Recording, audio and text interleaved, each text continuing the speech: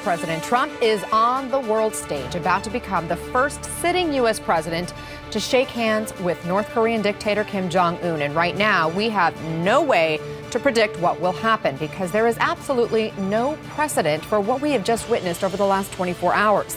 The economic world order being upended. What you're about to watch is two top White House advisors talking about Canadian Prime Minister Justin Trudeau this morning. He really kind of stabbed us in the back. He really actually, you know what? He did a great disservice to the whole G7. He betrayed... Trudeau did. Yes, he did, because they were united in the G7. They came together. There's a special place in hell for any foreign leader that engages in bad faith diplomacy with President Donald J. Trump and then tries to stab him in the back on the way out the door. And that's what bad faith Justin Trudeau did with that stunt press conference. That's what weak, dishonest Justin Trudeau did.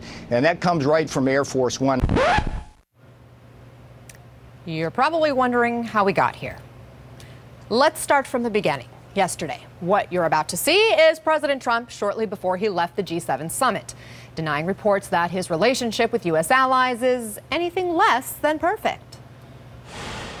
The relationship that I've had with the people, the leaders of these countries has been, I would really rate it on a scale of 0 to 10, I would rate it a 10. Minutes later, Trump hopped on his plane and headed to Singapore, and Canadian Prime Minister Justin Trudeau came out and said this about retaliatory tariffs. I have made it very clear to the president that it is not something we relish doing, but it is something that we absolutely will do, because Canadians, we're polite, we're reasonable, but we also will not be pushed around. And again, the president, who just earlier said this. On a scale of 0 to 10, I would rate it a 10. Began furiously tweeting from Air Force One. Prime Minister Justin Trudeau of Canada acted so meek and mild during our G7 meetings, only to give a news conference after I left saying that U.S. tariffs were kind of insulting and he will not be pushed around. Very dishonest and weak. Our tariffs are in response to his of 270% on dairy. So in retrospect, this picture of negotiations seems to have been a lot more telling about the state of the United States relationship with allies than the president originally let on. The president, who again has advisors reinforcing his attacks on Canada.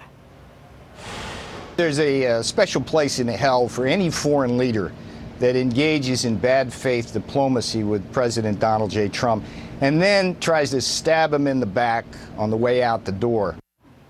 Again, these unprecedented attacks on a U.S. ally are happening on the eve of a historic meeting that could be the difference between nuclear war and peace. Right now, President Trump and Kim Jong-un are both in Singapore, putting the two leaders, who just a few months ago were calling each other Little Rocket Man and a dotard, only a couple of blocks apart as we speak. Take a look. These are their hotels, just half a mile from each other. CNN senior White House correspondent Jeff Zeleny is live in Singapore for us. Jeff, it is hard to overstate the chaos that is playing out on the eve of this meeting. What impact could it have? Anna, there is no question that frames the president's thinking. It frames the president's mindset going into this historic summit. Now, it is he's going into that meeting the first time a U.S. president has sat down with a leader from that regime at odds with his allies in an extraordinary way. What we don't know is how much of this is the theatrics going into this. We do know that he has, substantial differences with a lot of U.S. allies. Of course, all of those were expressed at the G7 summit in Canada. He was blowing off steam without question as he was flying here on Air Force One for that long flight. But take a listen to his chief economic advisor, Larry Kudlow, essentially lecturing the Canadian Prime Minister, Justin Trudeau. POTUS is not going to let a Canadian prime minister push him, POTUS, around President Trump on the eve of this. He is not going to permit any show of weakness on the trip to negotiate with North Korea, nor should he. So this was about North Korea? Of course it was, in large part. So this could be viewed as strategy, perhaps, going into the meeting with Kim Jong-un, showing that the president is willing to be very hard on his allies, which of course would mean that he's also willing to be hard on Kim Jong-un if they reach a point of diplomacy. That, of course, is a long way away. But look at these statements from other world leaders as well, clearly shaken by the president's actions over the weekend. Look at the statement from Emmanuel Macron of France. He said this: international cooperation, he said, cannot be dictated by fits of anger and throwaway remarks. And then the German Chancellor Angela Merkel also went on to say this. She said the withdrawal, so to speak, via tweet is, of course, sobering and depressing. So that is the state of the world vis-a-vis the U.S. president here as he is going into that historic meeting with Kim Jong-un.